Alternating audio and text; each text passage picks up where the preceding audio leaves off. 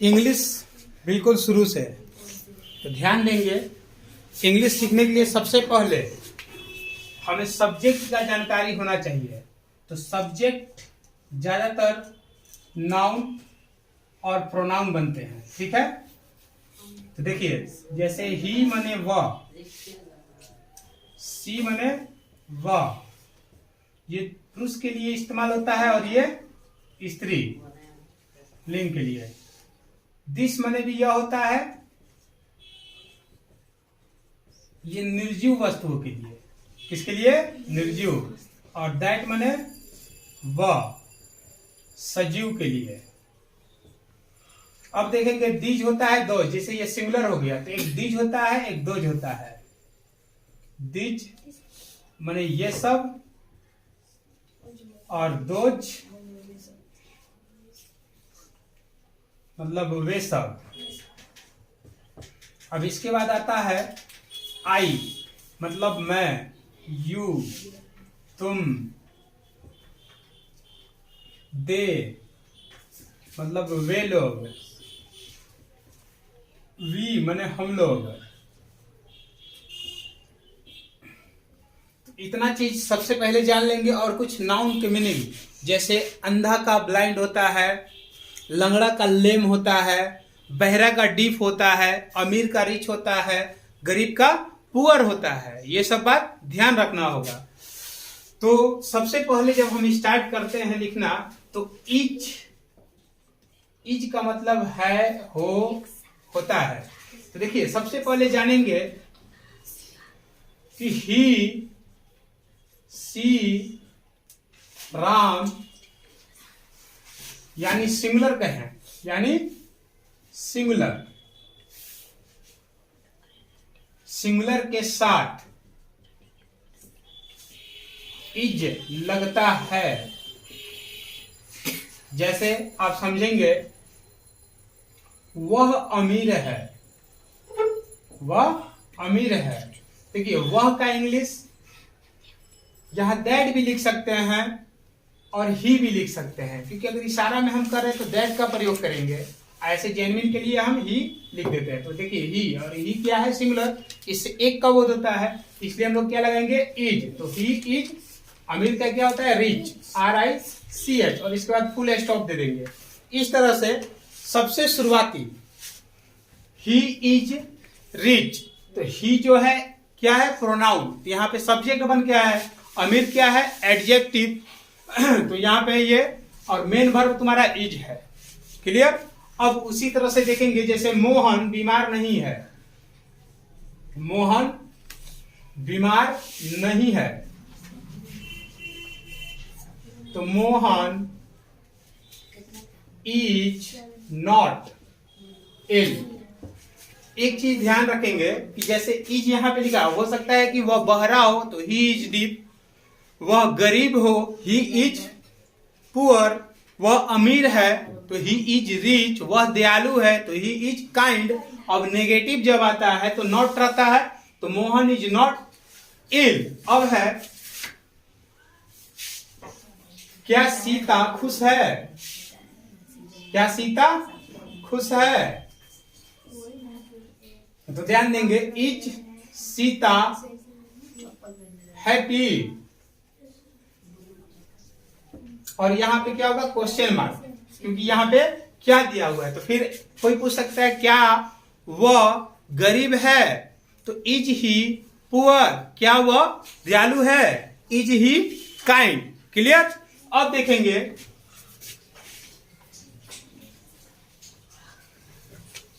क्या वह बीमार नहीं है? क्या वह बीमार नहीं है? तो बनाएंगे इज ही नॉट इल। फिर होगा, वह कैसा है? वह कैसा है? तो देखेंगे, ये कैसा क्वेश्चन वर्ड है, तो हम सबसे पहले ऐसे सेंटेंस में क्वेश्चन मार्क देते रहेंगे। तो क्वेश्चन वर्ड को पहले लिखते हैं, कैसा का होता है हाउ, और ही के साथ लगता है इज, तो how is he? Question mark. Clear? अब कोई समस्या नहीं हो सकता है, इसे बार बार हम ध्यान से बढ़िया से देख लीजिए। कोई परेशानी है तो जरूर पूछें। अब आते हैं हम आगे, जैसे अभी हम जाने इज, उसके बाद आता है आपका आर, तो ध्यान देंगे।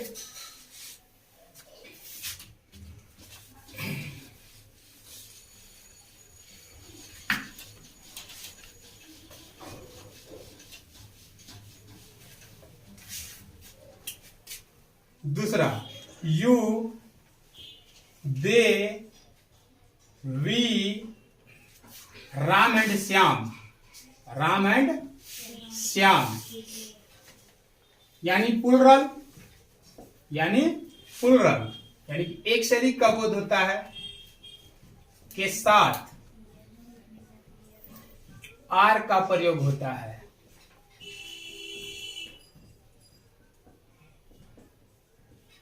तो देखेंगे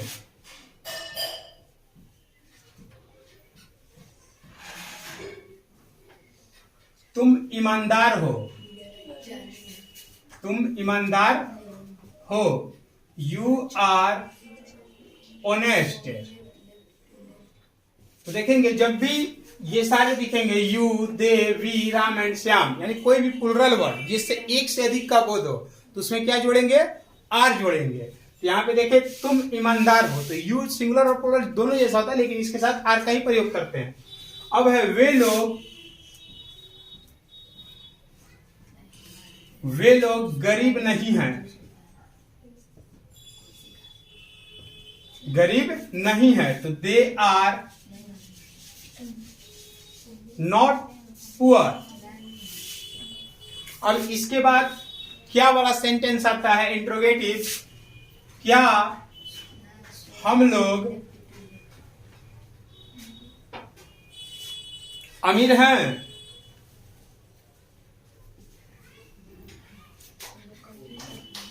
are we rich, question mark दे देंगे। फिर उसके बाद है क्या राम एंड श्याम, क्या राम और श्याम मित्र हैं, नहीं मित्र नहीं लिखिए, क्या राम और श्याम दयालु हैं। तो देखेंगे are Ram and Shyam kind, और क्वेश्चन मार्क दे देंगे। फिर लिखेंगे क्या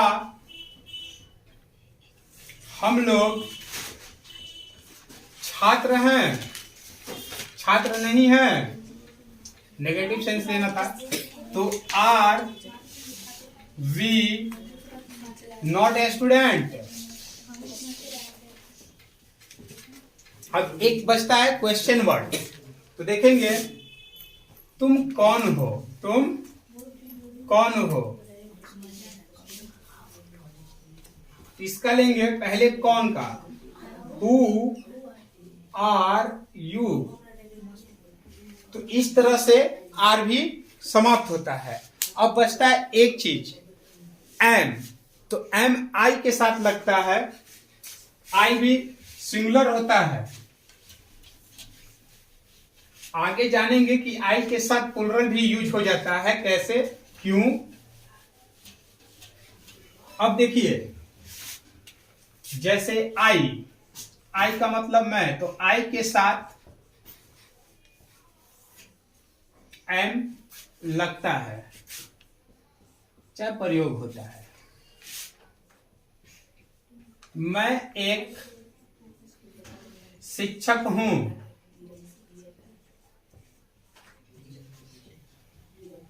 I am a teacher,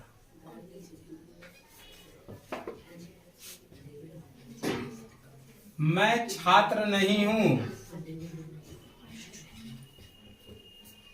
I am not a student.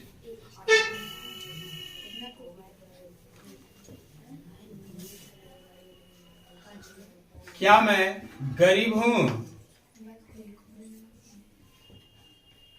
तो एम पहले आ जाएगा, एम आई पुअर। क्या मैं ईमानदार नहीं हूं?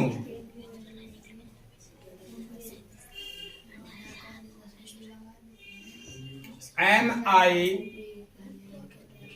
not honest?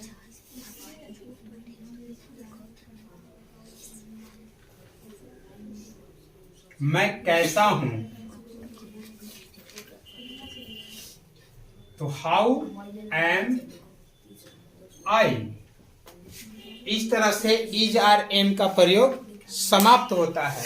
अब इसके बाद हम इन और एट, हैज, हैव माने स्टेप बाय स्टेप आगे बढ़ेंगे और हर दिन दो दो, जैसे आज इज आर एम जाने, फिर इसके बाद इन एट जानेंगे, फिर हैज हैव जानेंगे, फिर हैड जानेंगे, फिर देयर का प्रयोग जानेंगे। उसके बाद हम बेसिकली टेंस के पास आएंगे और फिर स्पेशल स्ट्रक्चर। इस तरह से हम मात्र 90 दिन में पूरे अंग्रेजी को सीख सकते हैं। और इंग्लिश सीखने के लिए सबसे ज्यादा प्रैक्टिस का जरूरी है। प्रैक्टिस जितना कीजिए उतना ही आपके लिए इंग्लिश अच्छा होगा।